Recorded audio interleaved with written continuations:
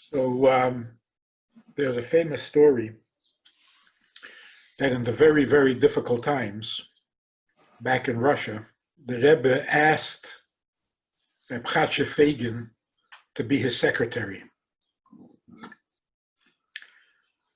And Reb Chatzah Fagin said that he would agree, but the Rebbe has to guarantee him, give him a promise that it won't harm his hiskashrus.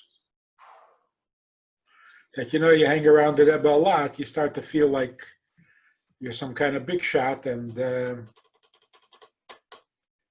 you forget to be a chassid.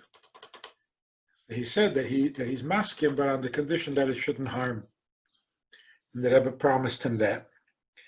Then, after being a secretary for a while, Reb Chatzah was very uncomfortable and upset that he had no time to daven.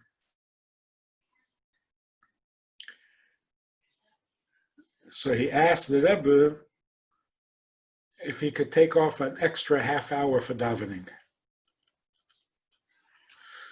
And the Rebbe started saying to him, if we don't do what we have to do, it's going to be big trouble.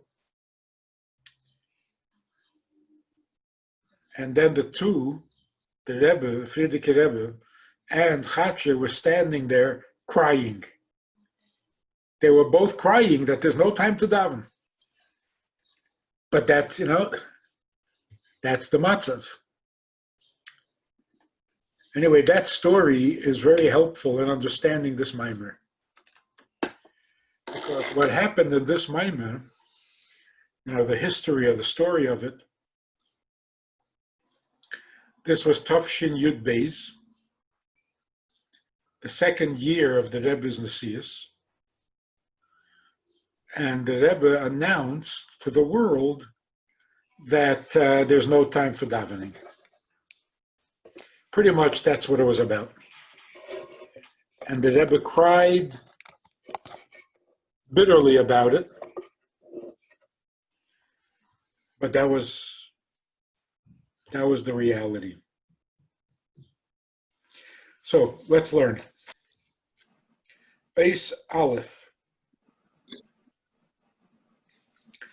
It's Parsha Shkolin. It's also Shabbos Parshas Mishpatim. It's Tafshin Yud Beis, and it's Shabbos Mevarchim Oder. Ador. Tiye Meshakela v'akora b'artzecha es mispa yamecha amali. Part of the blessing of the Parsha is that there will be no Meshakela. A woman won't miscarry, God forbid, or lose a child. V'akora, there will be no woman who can't have a baby in your land, and the number of your days will be filled. Nobody will die before their time. That's part of the bracha. Hine mikros hu behemshech l'mashikosav lifnei zeh. This comes as a conclusion to what it says before. Va'avadetem es havai elikechem uveirach es lachmocha ve'es meimecha. That when you serve God properly, He will bless your bread and your water. And I will remove all illness from you. Then he goes on to say, etc. So not losing a child and not being childless is the result of the bracha, that the bread, the water will be blessed, and all illness will be removed, so that no woman will lose a child and no woman will be childless. So we see that in this bracha we have haftocha al gimel ha'inyanim the bona chayu mezena. The bracha is in the three essential areas of children, health, and food.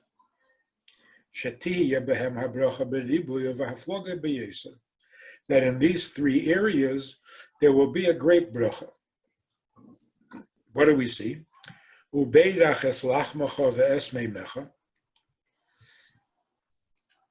is a bracha for food.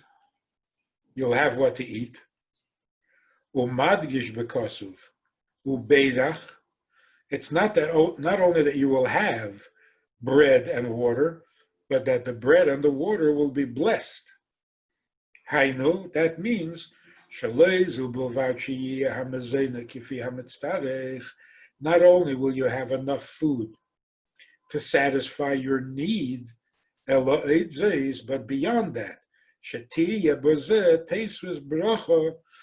there will be a blessing in your food and drink. Blessing meaning way beyond what you need. Mezena revicha, plenty of food. Then mamshech b'negei l'chayeh. Then he goes on to speak about being healthy when he says, "V'hasirei machla mikirbecha," I will remove all illness from you. So that just sounds like you'll be healthy. Where's the big bracha? So v'yisera mizeh, not only will you not be sick, but es misper yomecha amalei shehu inyan arichas yomim, that you will have the full length of life, and that is arichas yomim. So you will be healthy and you will live long in your healthy state. And the third thing with children, what is the bracha in children? Here he says, Tiye Meshakela. You will not, God forbid, lose a child, and you will not be without a child. Shezuhi habracha deleidas banim. That's a bracha for the birth of children. The birth of children means not the akara. Akara is someone who can't have children. So first of all, you will have, children will be born. And then, v'hakim shalohem, and the children that will be born will be healthy.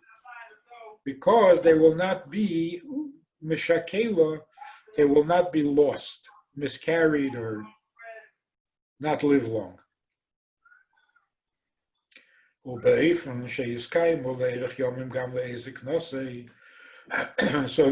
the children will live until the parents are old, as we find by Yankov Avinu, that even in his old age,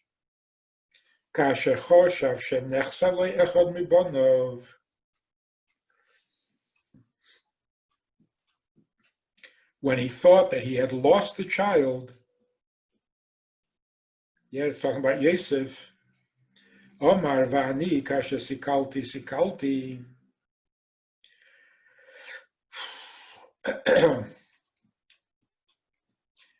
When he thought that he had lost one of his children, he called it shakela. He called it like a miscarriage. So you see that even if you lose a child when you're old, it's called shakela. It's called a miscarriage. So what does it mean that there shouldn't be a miscarriage? It means that children should live long even when their parents are old. Now concerning this, he says, which can mean one of two things. This can be understood. What does loitiya mean? It could mean it's a command. It could mean it's a promise.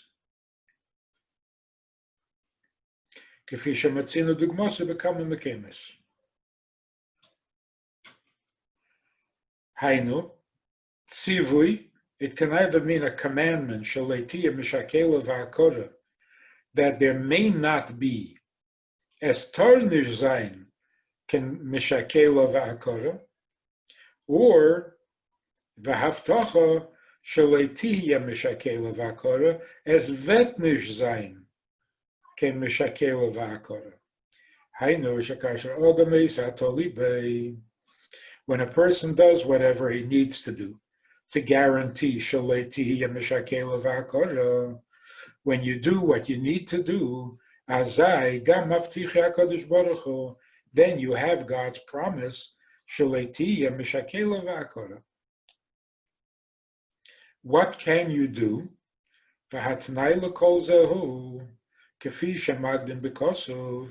condition is what it says at the beginning of the pasuk.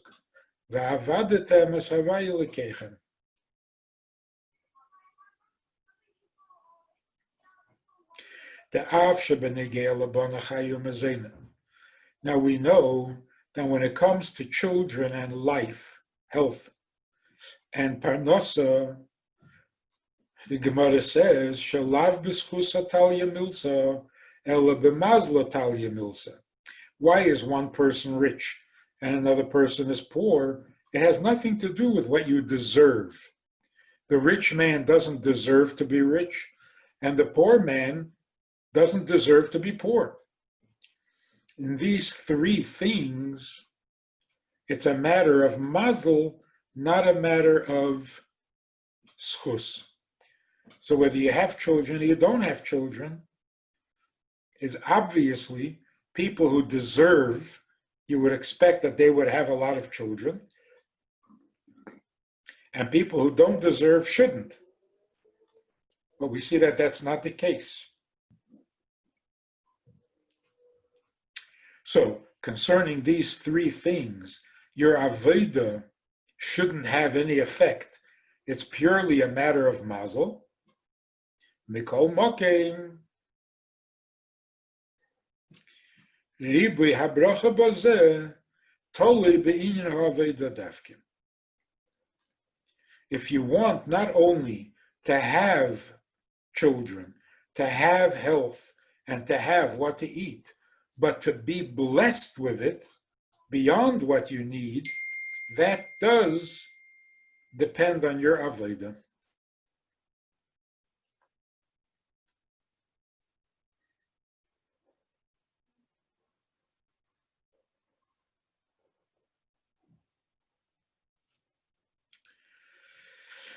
So we need to understand mahu inyan ha'avodah. What is this avodah? She'al zeh ne'emar v'avadetem es Hashem Elokeichem.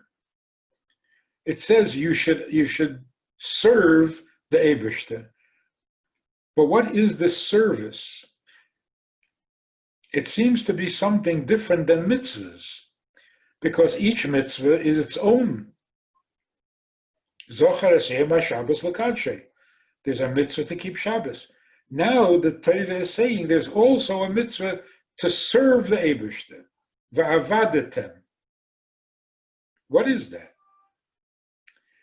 The l'chayro klolus inyan davedas ha'eved la'adeinei. What does it mean to serve the Eibishter? An eved, a servant, serves his master, but that should be only in the physical world. Eved va'odein lemata. Why? Sheha'eved yachol lehesef shleimus eitzel ha'odein. Because in the physical, a servant can do services for the master.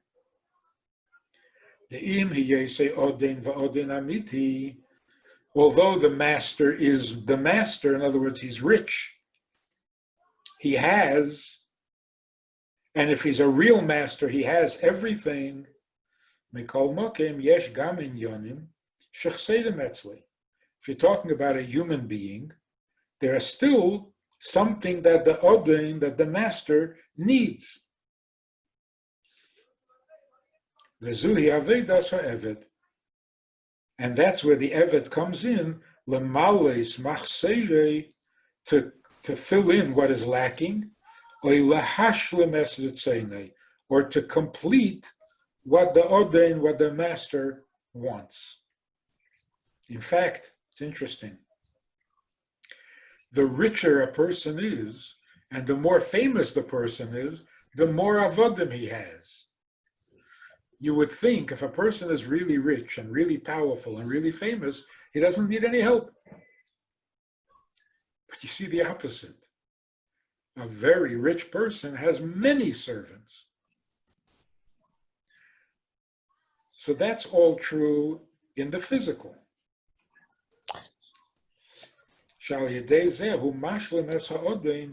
That by serving and doing for the odin, for the master, what is lacking, he completes the odin.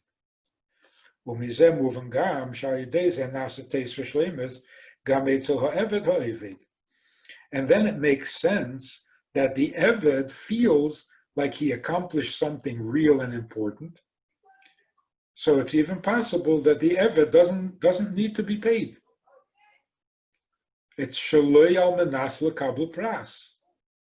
He's doing it without needing to be paid, because the feeling that he's doing something important for the Odin is a reward in itself. Aval L'Mailo, then when it comes to the Eibishter, even She'ihu Shleimusa D'Koilo, since he is perfect, the most perfect, Einei Muvan, so we need to understand Eich Shayach Shom Inyan Ha'aveda. How can you serve him when he is perfect? So obviously, the Maimer, the Rebbe is not asking how can you keep Shabbos? How can you put on tefillin? You can keep Shabbos, you can put on tefillin. That's not a kasha. The kasha is, what does it mean to serve the Eibishter? So when you keep Shabbos and you put on tefillin, when you do the mitzvah, in what way does that serve him?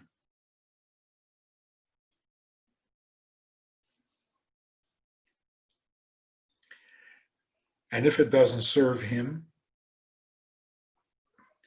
then you wouldn't do it for free. You see what it says in the mashal.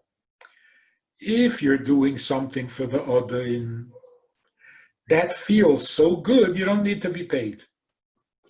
But if the Eibishter doesn't need the mitzvah, and you're doing it, well, then you have to do it for the schar. Why else would you do it? So when the Mishnah says, when you're doing mitzvahs, don't do it like the Eved who wants a reward.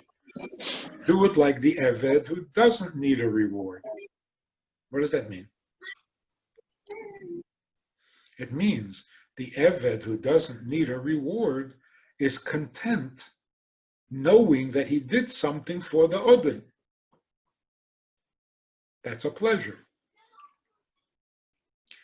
But if you can't do anything for the Eibishter, so what does it mean, don't do the mitzvah for the reward? Then why?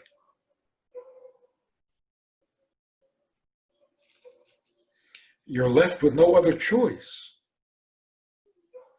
And that's why you see that so many Jews are absolutely convinced that the only reason to do a mitzvah is for the reward. In fact, that's why the mitzvah was given in the first place, just for your benefit and your reward. Then what does the Mishnah mean? Make believe you're not interested in the reward? Yiddishkeit is not make believe. Okay, that's one kasha. The second kasha is gam tzarich lahavin. We also need to understand another problem. Shebe'inyin zeh matzinu stives b'divrei Chazal. We find in the Gemara contradictory statements. L'pa'amim matzinu she'inyin ha'aveda einei negeya l'mayla.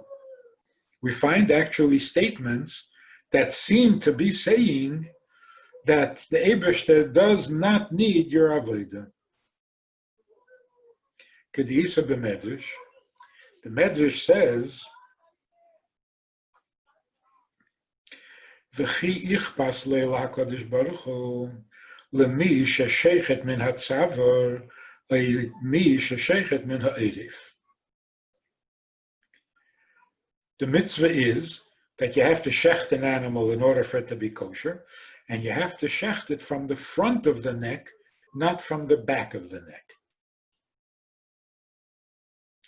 So the Medrash asks, does it make a difference to the Eibishter? He really cares whether you shecht from the front or the back. Ella. So why then does he tell you to shecht from the front and not from the back? Le'nitnu ha-mitzvahs ella l'tzarev behemes habriyos. The mitzvahs were given in order to improve, to perfect the people, the briyos. The word tzaref means to perfect, like when you purify gold or silver, you put it over a fire and you burn off the non-precious. And then you have pure silver, pure gold. So the mitzvahs are there to make the person who does the mitzvah pure, perfect. Hainu shekol inyan ha-mitzvahs. This seems to be saying that the whole purpose and point of a mitzvah, einay ella, is only b'shvil l'tzarev behemes habriyos, aval ein zen negeya l'mayla. It's only for a person's benefit, but it doesn't do anything for the Eibishter. Ukemefurish b'kra, we actually have a pasuk that says this also. In Iyov it says, Im chotosa matifel bei, God is so perfect that if you sin, what have you done to him? V'rabu pisha'echa matasele. And if you're very bad, what are you going to do to him? It won't affect him. On the other hand, im tzadakta, if you're a big tzaddik, matitenle. What does he benefit from it? The pasuk goes on to say, "Umami yotcha yikach." Remember from the Bar Mitzvah Maimer? The pasuk says, "Umami yotcha yikach." What does he take from your hand? But the Rebbe doesn't quote that part of the pasuk. Not even a gomer. Not even an etc. Maybe we'll understand that by the end of the Maimer. So that's on the one hand. Seems to be saying that the Eibishter is not affected by whether you do or you don't do the mitzvahs. On the other hand, sometimes we find that what a person does have an effect by the Eibishter, k'de'isa b'medrash, as the Medrash says on the pasuk, "Ve'ato yigdal no koyach adnai," and now the strength of the Eibishter should be increased. What does this mean? Moshe Rabbeinu is saying, like a tefillah, like a prayer, that the Eibishter's strength should be increased. So the Medrash says, "Shal yedei kiyum ha'Torah mitzvahs," that by doing the Torah and mitzvahs, na'ase inyan the hagdola b'shem adnai, that this causes an increase, a growth in the name Adnai by the Eibishter. V'chein matzino shal yedei heder ha'aveda. We also find that when you don't do mitzvahs, you don't do aveda, then chalishas kiviyachol, it causes a weakness in the Eibishter. L'mayla. Kedisa b'medrash al pasuk tzur yoladet choteshi. The pasuk is saying that the source from which you're born, teshi, you have weakened by sinning. The bisman she'en Yisrael eisem l'tzeinei shel mokein, that when Yidden are not doing what the Eibishter wants, Hainu heder kiyamateiru mitzvahs, which means that you're not doing mitzvahs, that causes matishan kaviyachol kayach gdula shel maila. You weaken the Eibishter's strength. So, what is it? Is the Aveda for the Eibishter's benefit or not? So we have two kashas. The first one is, how can you do something for the Eibishter if he already has everything and he's perfect? Yet the Torah says beferish, v'avadata es Hashem Elokecha. Not only do the mitzvah, like keep Shabbos, put on tefillin, but serve the Eibishter. But how can you serve him if he's perfect? And the second kasha is, sometimes the Medrash seems to be saying that you can't affect the Eibishter, and the Pasuk also, and sometimes there's a Medrash that says that you do affect the Eibishter, and that's also based on a Pasuk.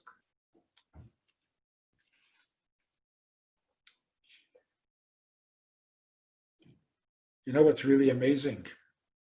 This Maimer was said in Tov Shin Yud Beis.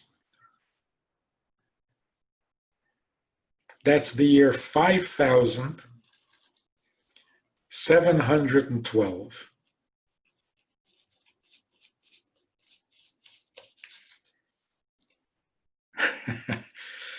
The Torah was given 3,000 years earlier. How is it even possible that this question wasn't asked for 3,000 years?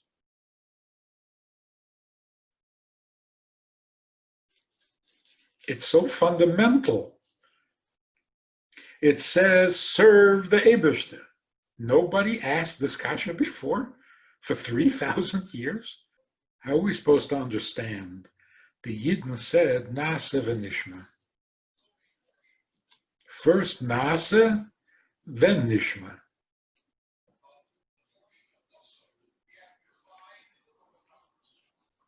When they said that, what were they thinking?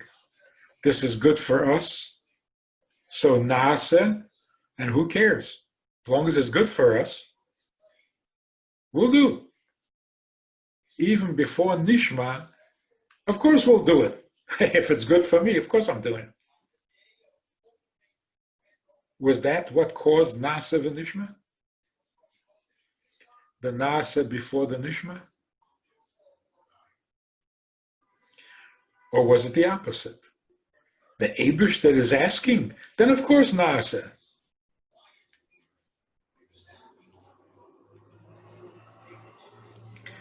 So I don't know. We have to look in the old Svarim. How can it be that 3,000 years later this question is asked? Either the answer should have been given a long time ago, or how come it wasn't asked before? Okay, let's see what it says. Acho inyan hu kemuva b'chassidus, as it's quoted in Chassidus, me'avedas HaKodesh, from Kabbalah. Avedas HaKodesh is a Kabbalah sefer. So in Kabbalah it says, the Masha Omr Rizal v'chiyach paslei chulu, that when the Chachamim said,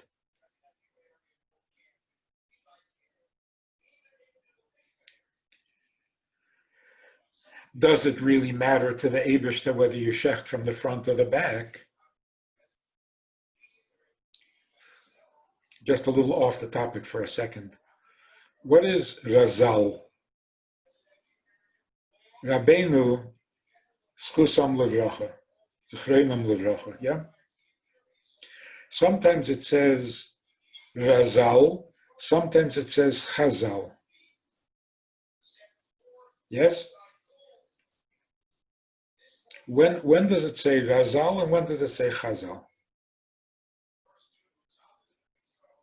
Anybody ever wonder about that? It have to do with if it's Tanoim Amirayim. Doesn't seem. I think the difference is if you're talking about a seichel, a svoda, then it's Chachameinu Zal, because you're talking about the Chochmah. If it's a Gzeira, then it's Rabbeinu. So here he's saying not Chazal, but Razal. Okay. So when the Chachamim say, V'chi ma ichpas lei, how could it possibly matter to him whether you shecht from the front or the back? So it says in Kabbalah that this is referring to Adain Yochid Sheidish Hashoroshim. It's referring to that part of the Eibishter, who is the source or the root of all the roots. The lei ichpas lei klal. This madrege, where the Eibishter is the Sheidish of the Sheidish, Adain Yochid, in other words, a very, very high level, there, in that very high level, Loi ichpas lei klal, there, it doesn't matter to him whether you shecht from the front or the back. V'omnam, however, l'tzeirech hakoved, lahashpia al haroshim ho'elyenim, liyached reish hamachshava b'seifa, but the kavana of connecting the highest level to the lowest level, like Seif Maise b'machshava tchila, for that purpose, tzerich gomer hu, for that purpose, then it is important to him. It does make a difference to him whether you shecht from the front or from the back. Hainu. So the Rebbe explains, what does this mean? That on the level of Adain Yochid, who is not the Sheidish of the world, he is the Sheidish of the Sheidish. There, ein inyan ha'aveda negeya klal. There, what a human being does, you serve the Eibishter, you don't serve the Eibishter, makes no difference. Where does it make a difference? When the Eibishter gets involved in Seder Ishtalshelus, where does Seder Ishtalshelus begin?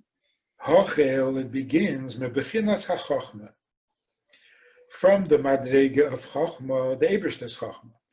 Shehi reishis ha'ishtalshelus, that's where Ishtalshelus begins. The Chochma hi reishis, right? Chochma is called reishis. Like, for example, reishis Chochma, Yiras Hashem. So reishis is Chochma, Chochma is reishis. It's the beginning of the Seder Ishtalshelus, the first link in the long chain. So on that madrege, the gam l'mayla mizeh, including the madrege above Chachma, which is, what's before Chachma? Bebechinas keser. What is higher than Chachma? What's higher than the brain? The crown that sits on the brain, on the head. That's keser. Hainu bebechinas hatachtene shabo. But in the crown, only the lower part of the crown is considered part of Ishtalshelus. And that is bechinas arich, the level called arich, shehi sheidish haneatzolim, which is It's not the chain, but it is the origins, the root of the chain. Over there, in those madreges, negeya inyan ho'avoda. Mash'ein ken bebechinas atik, whereas the higher level of keser, like physically, the part of the crown that doesn't touch the head, that's the higher part of the crown. That's called atik yemen, which is pnimius hakeser, the deeper and the higher level of keser.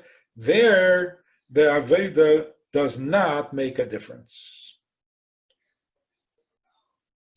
So we have an explanation in Kabbalah that resolves our question: does the mitzvah, does the aveda affect the Eibishter or not? The answer is, on the lower levels, yes. In the higher levels, no. Does this make any sense?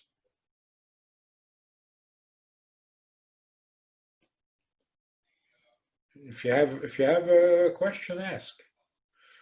Or if it's not a question, just a what? Like what? Higher level, lower level, what are we talking about?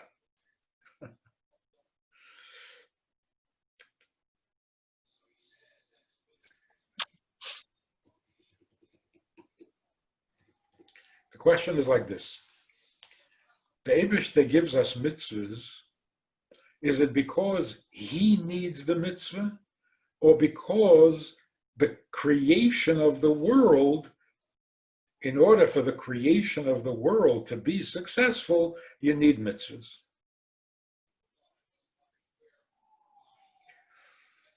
Or in different words, the Eibishter who is creating the world needs mitzvahs.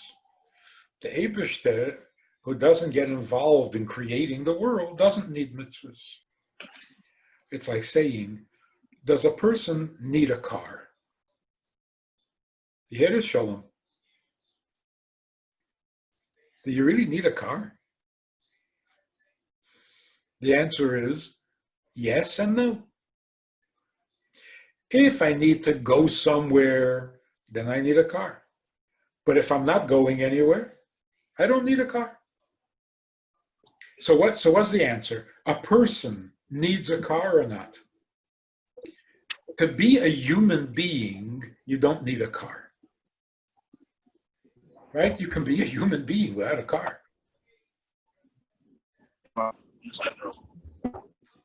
But if you're traveling, if you're a traveler, to travel, you need a car. So the Eibishter himself, what does he need mitzvahs for? Shecht from the front, shecht from the back, don't shecht at all, who cares? But once the Eibishter creates a world, and he created the cow, and he tells you you have to shecht the cow, now it does make a difference to him whether you shecht it from the front or from the back. So there's really no kasha. It can be both. For himself, he doesn't need it. But as part of the rules of creation, he does need it. So l'chayra, let's not get confused here. But l'chayra, it's not just whether you shecht it from the front or from the back. Does he care whether you shecht it at all? If you eat it without shechting it, that does matter. If you eat it alive, does that matter? If you shecht a chazer, does that matter? So why is he asking it or saying it only about shechting from the front or from the back? Why doesn't he say b'chlal? Whether you're eating cow or chazer, whether you're eating it alive, eva menachai, not menachai, none of that should matter.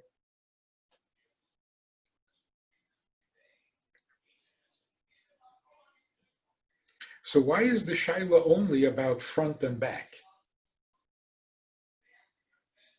It seems like saying, no, Hilchas Kashrus. I mean, come on, of course that's important to the Eibishter. Not only do you have to eat the kosher animal, but you have to make it kosher by shechting it. The only question is, you're shechting it either way, so what's the difference? Why isn't the question about all the mitzvahs?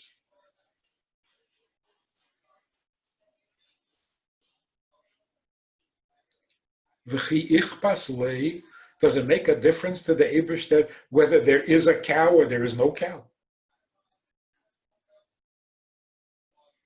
He's not asking that. So let's see if we understand it. So the Kabbalah says, this is not the Rebbe's answer. It's not Chassidus. This is Kabbalah. Kabbalah says, on the lower levels it matters. The higher you go, the less it matters. Where's the cutoff? Yitzchak? Where is the cutoff? The cutoff is in Keser. The lower part of Keser is concerned. The higher part of Keser is already not concerned. What about the Madregas higher than Keser? For sure not. For sure not. But why does it make a difference to the lower level of Keser or the higher level of Keser, and how can we relate to that? Like, what is the difference? Like, Keser is already very, very high. So what's the difference between the lower level and the higher level? A Keser is not part of your body. And therefore, what your body does shouldn't matter to the Keser. That's why the Keser is used as the moshel. On the other hand, if the Keser doesn't fit, you got a serious problem. It'll either cut your ears off, or it'll sit on the top of your head, and every time you move your head, it'll fall off. So the bottom part of the Keser has to fit your head.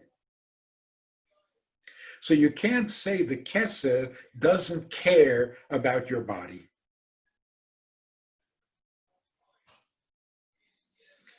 But only the bottom part of the Keser. The top, the fancy, beautiful, whatever, any head, it doesn't make a difference.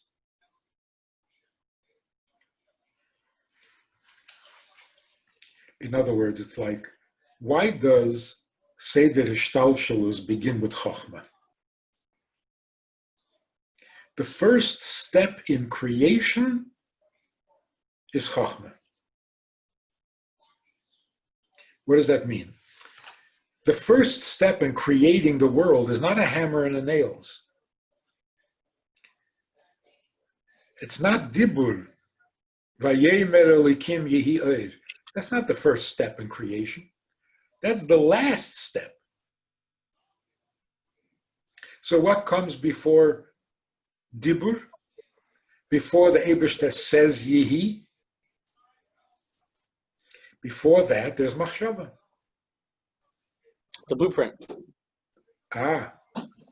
Before there's Machshava, there has to be Midas, Chesed, Gvura. Before there is Chesed and Gvura, there has to be Seichel. The first level of Seichel is Chachma. In other words, the beginning of creation is Chachma.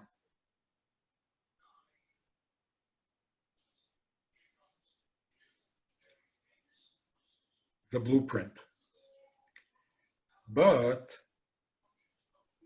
there is something before Chachma also.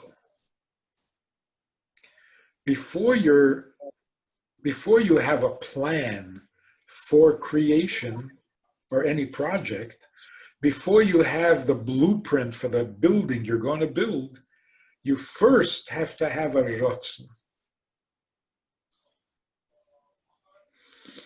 The rotzen is not the beginning of the project, but it's the reason for the project.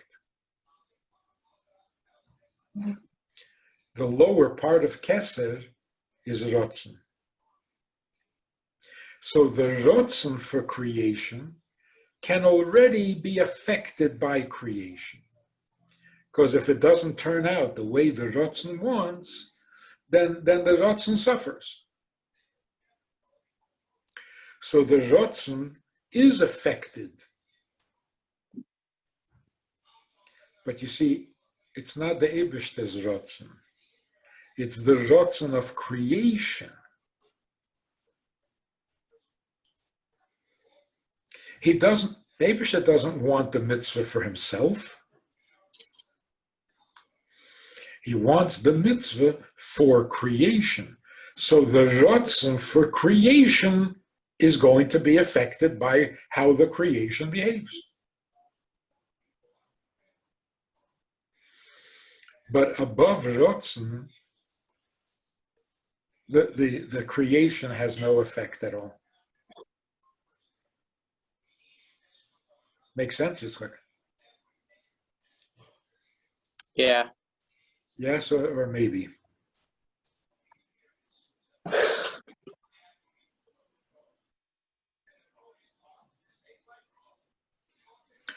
I remember when we remodeled the house on Etchkan,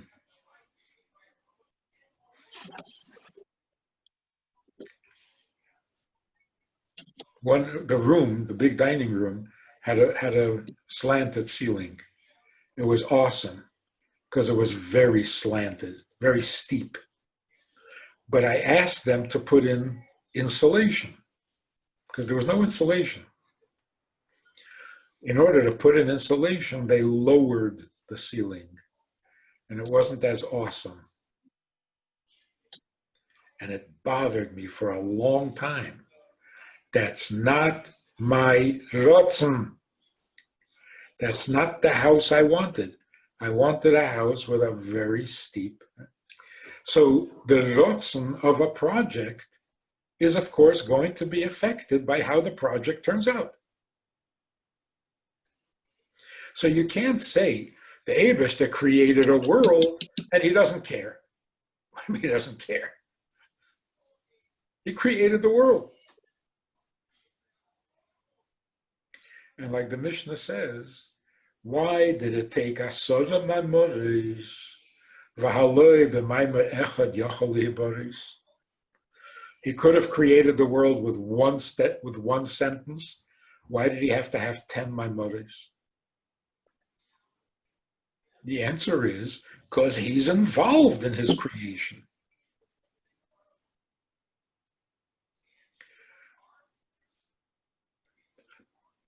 But which part of him is involved in creation? The seichel, because every project has to have seichel. The midas, because that is the creation. He created chesed, he created gvura. And then the tools. What are the tools of creation?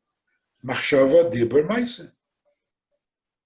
So vayemer elikim, and vayar elikim es kol asher osa.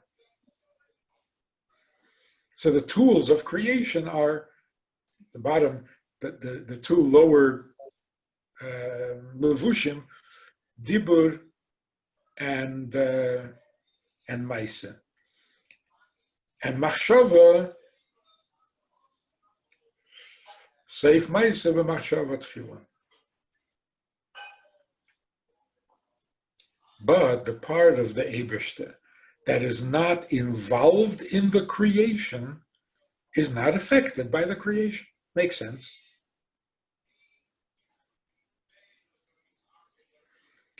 Let's take it even a step further. Like a father and children. A father is affected by what the children do or not. Not really. Not physically affected. Depends what they're doing. Depends how much they upset him. If they upset him a lot, then it affects him even physically. No, you could say like this. Obviously, what a child does affects the parents. Everything the child does affects the parents. It either gives him nachas or gives him pain, or gives him enjoyment or gives him worry. But let me ask something. A man who doesn't have a child is not a mensch. He's a complete mensch without a child. In other words, a human being doesn't have to be a father. There's a part of a human being that doesn't have to be a father. But when he is a father, then everything the child does and says and thinks affects him. So you could break it down to, before he was a father, he had no problems. Yeah, once you become a father, now you got problems. Tsar Gidel Bonim. It's the same thing with the Eibishter. Before he creates the world, he doesn't need anything. Once he creates the world, well, now the world better turn out good. So now it does matter.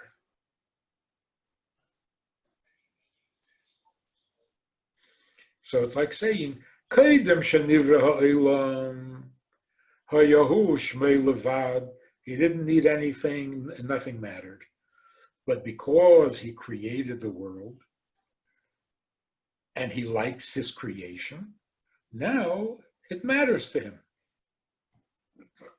If you destroy his creation, or if you perfect his creation. That's what the Kabbalah seems to be saying. Now let's see what Chassidus says. Ubir ha'inyan. Right, you got Reis Beis? 3 lines from the bottom. Ubir ha'inyan. Now, the way Chassidus explains this, שבסיידה השתלשלוס, נגיע עניין העבודה, הן בהכלים והן בהארץ.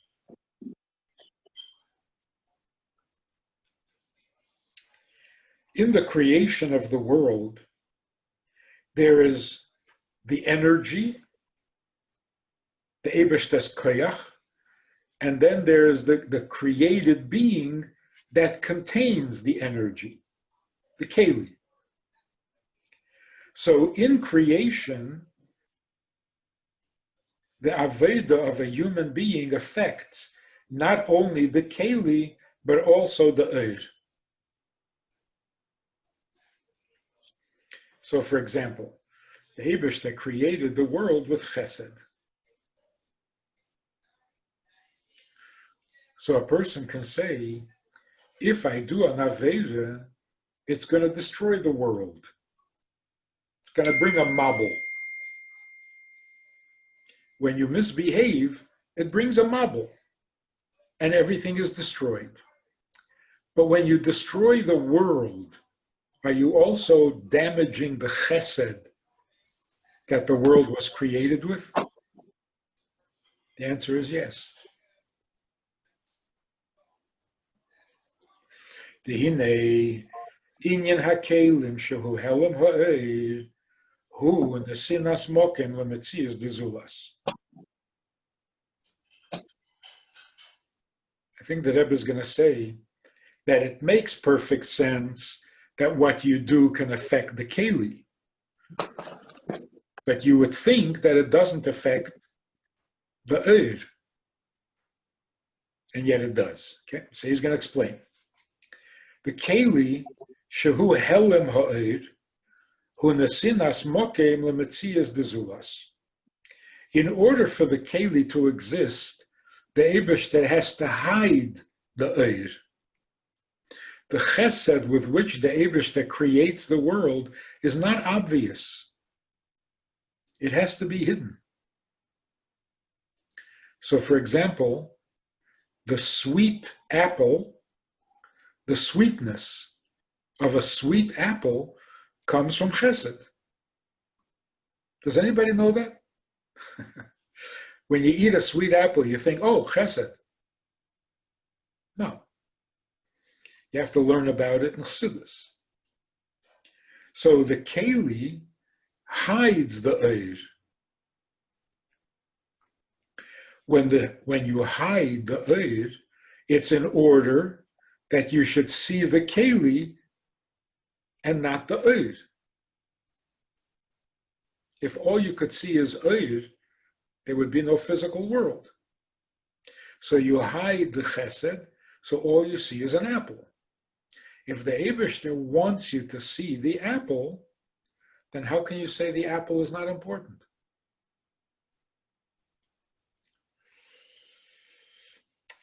Ki kasher ha'er meir, when the eir is visible, the chesed, for example, azai yeshnei rak hamokir. If the eir is visible, then all you would ever notice is the Eibishter. Ve'ein shum metzius de zulas. And therefore there could be no existence of anything other than the Eibishter. Aval kelim shehem helim ha'eir, but the keli, which is the result of the concealment of the light,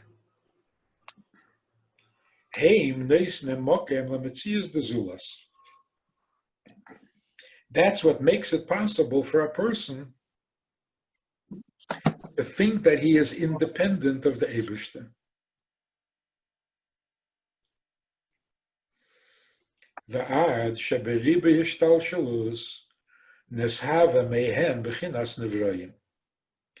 When the keli blocks out the light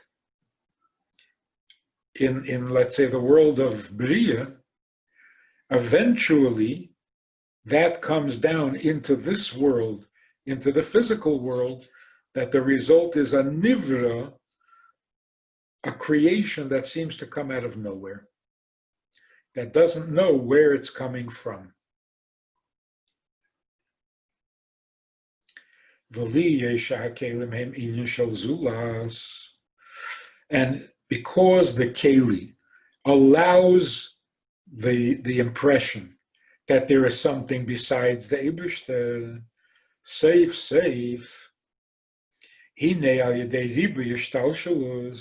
So if you take that through the chain of levels, and that will result in the creation of physical beings, lochein, bebechinas hakelim negeya inyan avedas hanevroyim.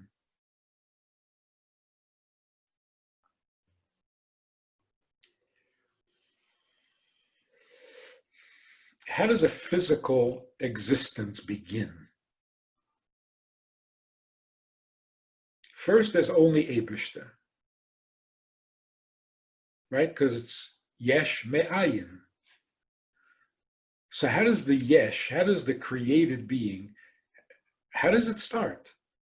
Where does it start? It starts in the keli that hides the eir.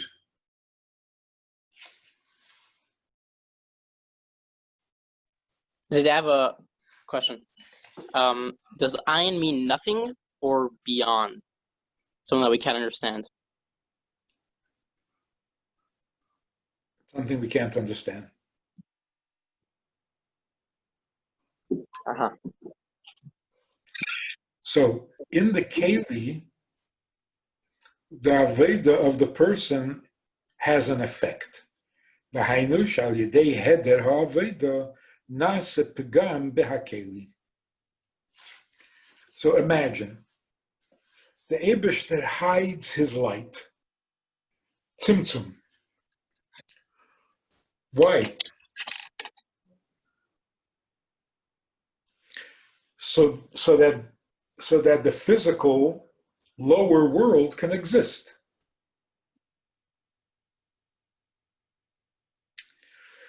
The physical world exists to accomplish something. So if the physical world doesn't accomplish, that hurts the tzimtzum. This makes sense? It's like that famous story where this child was crying that they were playing hide and seek, and he went and hid, and nobody came to look for him. It's such a very good mashal. Why did it hurt the child who was hiding? Why did it hurt that nobody found him? Nobody even came to look for him. Why did that hurt? Because the whole kavanah of hiding is that they should find him. If they're not looking for him, then the hiding is a waste of time. Or in different words, the hiding didn't do its job. The reason for the hiding is that you should come looking, and you're not looking. So the tzimtzum is that you should serve the Eibishter. If you're not serving the Eibishter, where's the damage?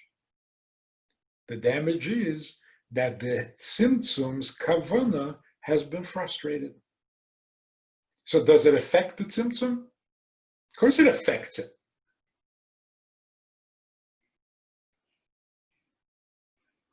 Make sense?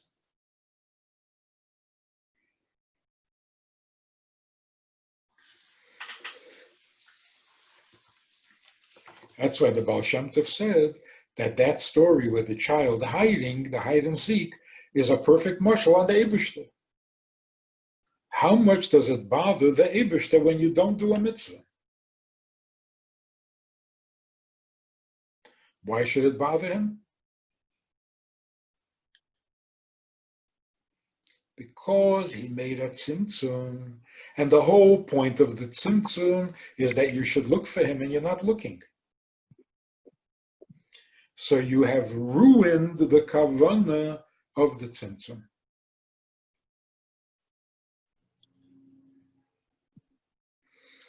And incidentally, the tzimtzum is painful to the Eibishter.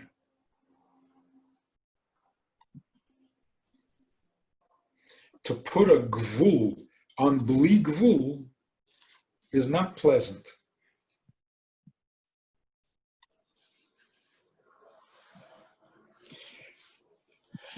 So that's why what we do affects the Eibishter, but only in the level where there is a keli. In other words, after the tzimtzum. That's for sure. V'lo. But what's more, shagam b'ha'eir, in the eir within the keli, negeya inyan ha'aveda, what you do affects that too. The hine av sheheder ha'aveda pegim, rak b'ha'kelim v'lei b'ha'eir. Although the lack of aveda is destructive to the keli, but not to the eir. Mikol makem, yet al yedei hapgam behakelim mistalik ha'eir mehakeli. When the keli is damaged, then the eir disconnects from the keli. V'hasiluk mehakeli negeya gam b'ha'eir, and when the eir can't be in the keli, that affects the eir negatively also. Shaharei kavonas ha'eir hi sheyair b'kelim.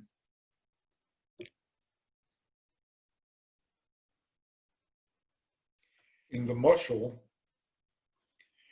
the kid is hiding and nobody's looking for him. If you understand the game, hide and seek, it's hide and seek, and the bottom line is to be found. So there are three steps. There's hide, there is seek, and there is find. Although, technically, if you're not found, you win.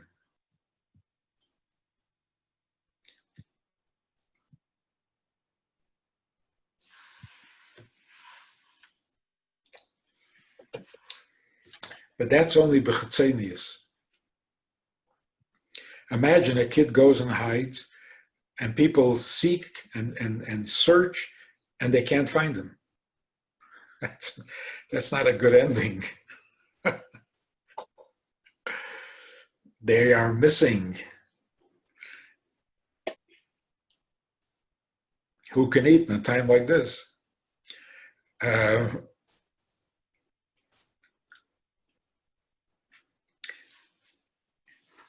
You win when you come out of your hiding place and people see where you were hiding, which is why they couldn't find you.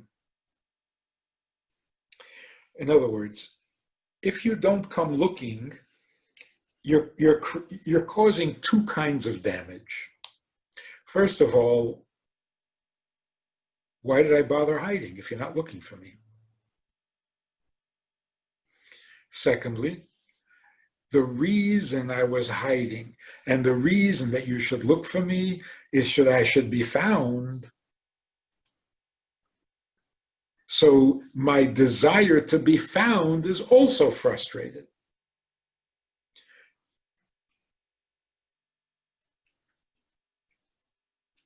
So the Eibishter hides, and he wants us to look for him and find him. So there are two steps here. First, there has to be the looking. If you don't look, then the hiding is a waste. Secondly, if you don't find him, then the tachlis hakavana of being found is also hurt, frustrated. So when the Eir comes into the Keli, of course the Keli hides the Eir. But what's the kavana? That the Eir should never be seen. The kavana is you look past the hiding until you find the Eir. You got to look up this clip of the Rebbe where the Rebbe is crying. He tells the story about this hide and seek, and the Rebbe says, how much longer? It's actually an 8th day song.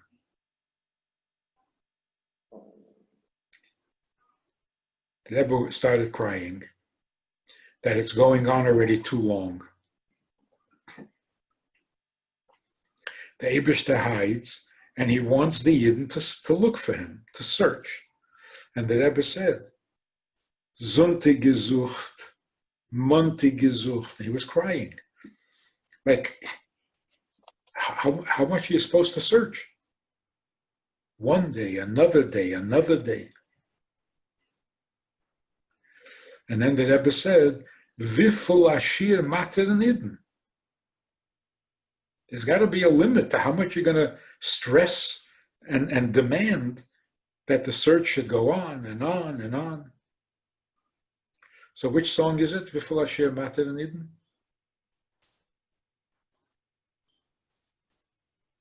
Anybody know? I don't remember the title of the song. How does it go? Hum a few bars. Aber wieviel Ashir Materin Yidin in Galus. Yep. The Rebbe didn't sing it. The Rebbe cried it. So the kavana of the hiding is frustrated if you don't search. And the tachlis hakavana of being found is also frustrated. And that's in the Eir, not in the Keli. The Eir wants to be found.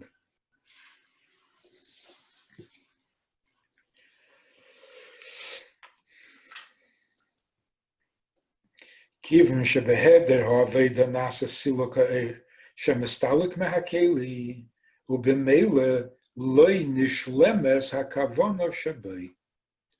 The result is that even the kavana for which the Eir is hiding, that's also not fulfilled. What's even more than this, she'inyan ho'aveda negeya gam b'ha'Eir shalamayla mehislapshus b'kelim. This is the real chiddush. That according to what Kabbalah says, only the Eir that's in the Keli should be affected.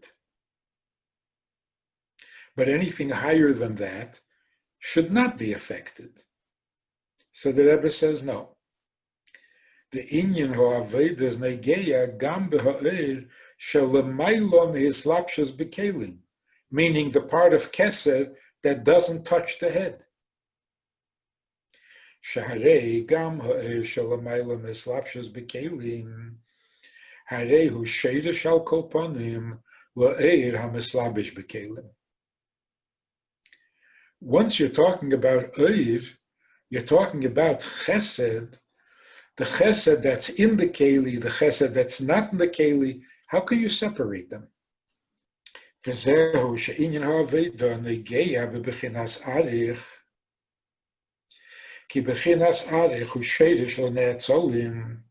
level of arich, even though it's not part of the hishtalshalus, not part of the chain, yet it is affected because it's the sheidish. The kivin shebenet solim negein ha'aveda kenal, and because there the aveda does have an effect, lachein gam b'sheidish hanet solim, in the level of arich negein ha'aveda.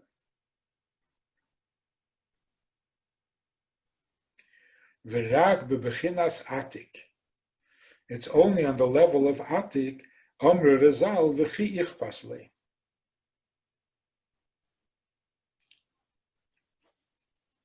So he hasn't introduced the chiddush yet. In the level of atik, the part of the crown that doesn't touch the head, concerning that, the Razal say it doesn't matter to the Eibishter. Ki bechinas atik hu adein yochid sheirish hasharoshim. Sheirish hasharoshim dafke v'loy sheirish hanetzolim. The sheirish of Seder Ishtalshalos is affected, but the sheirish of the sheirish, that's not effective. Why?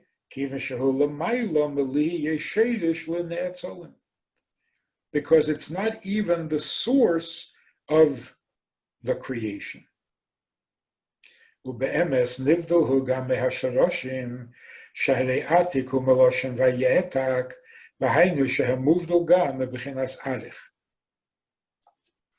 The part of the crown that doesn't touch the head is not only distant and unaffected by the head, it's even unaffected by the lower part of the crown.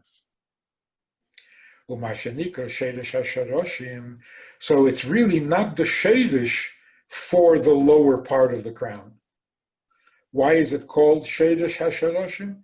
Ein le'ella b'shem hamushal bevad. It doesn't mean it literally.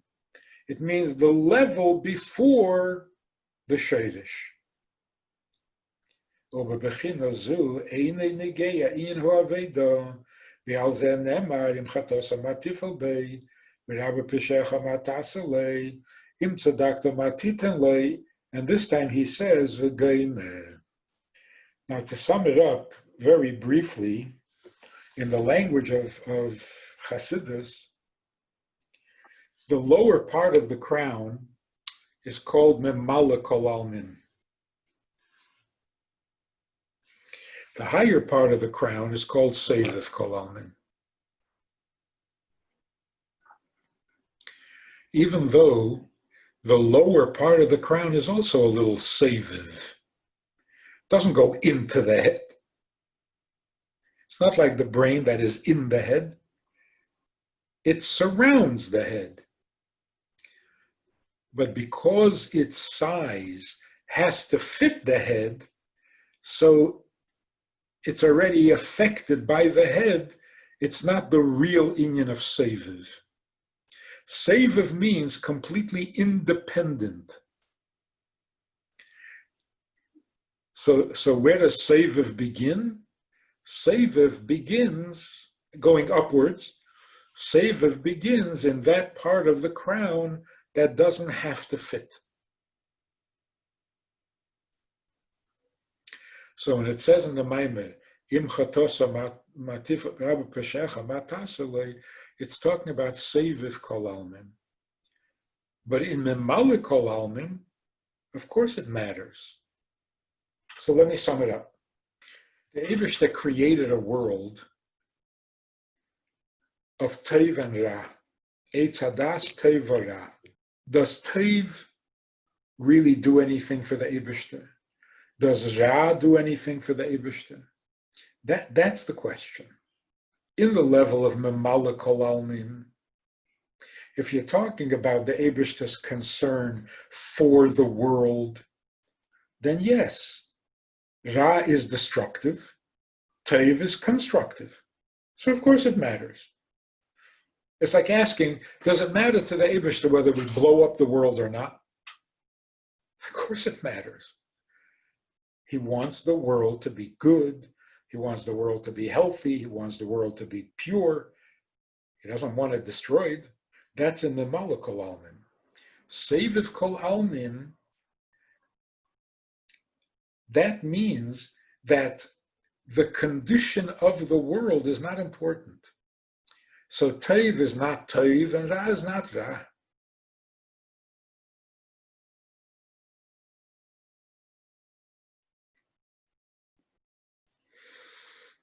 Aid and an Esav, Yaakov and Esav. Yaakov is not better, Esav is not worse. They're twins, same thing. In other words, you don't impress the Eibishter by being good, and you don't impress the Eibishter by being bad. Because Teiv Vara, that's part of creation. That's important to Memala Kol Almin. To Seviv Kol Almin is not negeh. Tefillin is Teiv or Ra. Putting on tefillin is Teiv. Not putting on tefillin is Ra.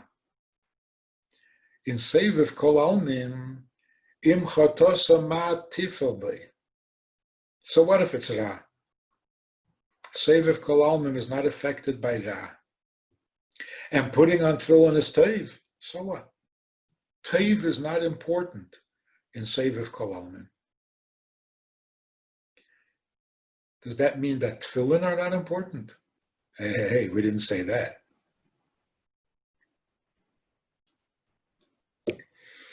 Im tzodakta matifel bei. That's true.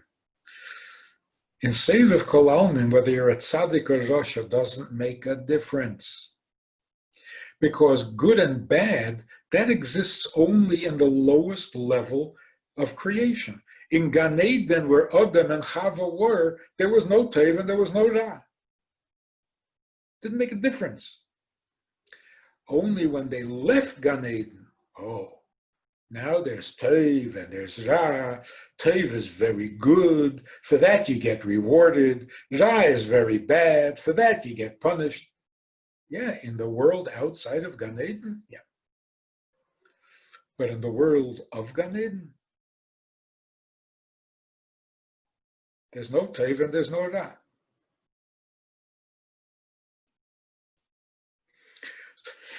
So in the world of Gan Eden, you serve the Eibishter or not? Adam and Chava served the Eibishter before they ate from the Eitz Hadas. Yes, that's why it's Rosh Hashanah. Beyu nishtachava v'nichra. Adam told the world to bow down to the Eibishter. Why? Because that's toiv? No. Not bowing down is ra? No. Eibishter is emes. Not bowing down is not emes. So in Seviv Kol Almin, whether it's good or bad is not important. The question is whether it's emes. Tefillin are emes. Are they good? That doesn't matter. Not putting on tefillin is bad. That's not the point. So when it says that in Seviv, Sheirush Hasharoshim, there you're being a tzaddik or being a sinner doesn't matter, it doesn't mean the tefillin don't matter. It means the tefillin are important even though it's not good, and not putting on tefillin is not bad. It's just tefillin that are important. Yeah, is that what we understand from the Maimon? Because how can it be that in the Bar Mitzvah Maimon, when you start to put on tefillin, you're being told that Eibishter doesn't need you to put on tefillin? That can't be. The opposite. The Eibishter is telling you that tefillin he always needs. For you to be a tzaddik, in Memala Kol Almim, he likes it if you're a tzaddik. In Seviv Kol Almim, whether you're a tzaddik or not is not important. Tefillin are always important. Can I ask a question? Yeah. In Mimali Kalaman, where we say there it does make a difference, good or bad. If the reason why it makes a difference there is because he cares about the world which he created, and good or bad ruins or doesn't ruin that world, then if he cares about the world, then what affects the world affects him, what doesn't affect the world doesn't affect him. Mm-hmm. And if it's just that the world needs it, he doesn't, then he really doesn't care at all. And the world is just a thing he made, which gets ruined or not ruined by it, no? Mm-hmm. It's like the difference between something that you're using but don't really need, or something you really need, you're not using. Like,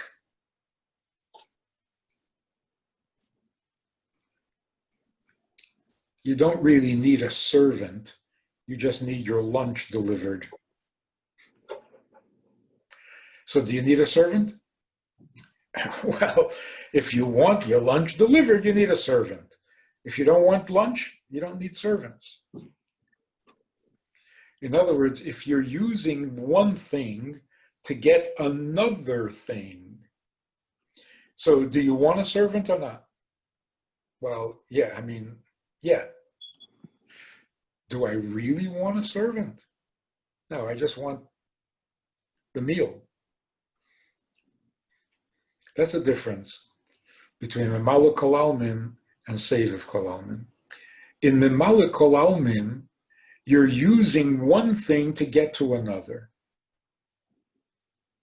It's like you created Ra in order to increase the Teiv. So do you really want Ra? Not really. Do you really want Teiv? Teiv helps the world get to where the Eibishter wants it to be. So do you really need the Teiv? You need what it will bring. But when it comes to tefillin, the Eibishter needs tefillin in order to what? Nothing.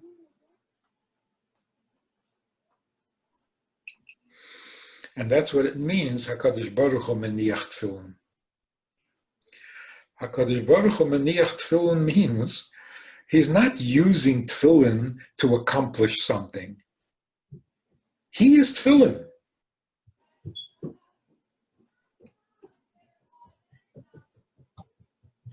You know, in the olden days, men wore tefillin all day. It wasn't you put it on for davening, you take it off. So when you say HaKadosh Baruch Hu meniach tefillin, it's not like he puts them on in the morning and takes them off after davening. It means the Eibishter meniach tefillin, and it stays forever. So he's always wearing tefillin.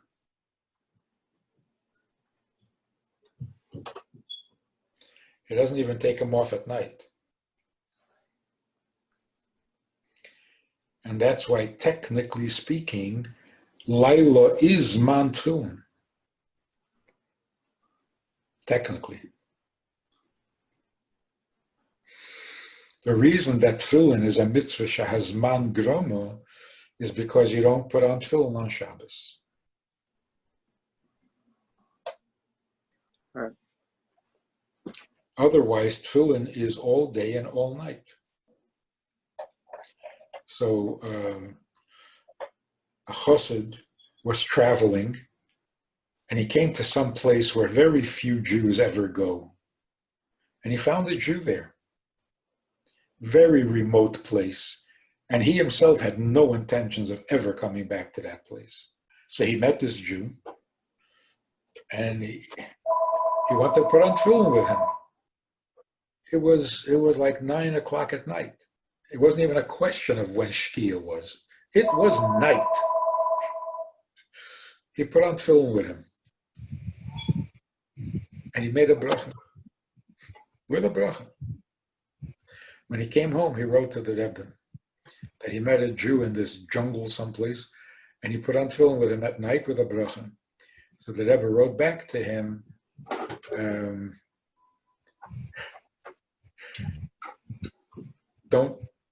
Don't start a new custom. It's halacha ve'ein moedim kain.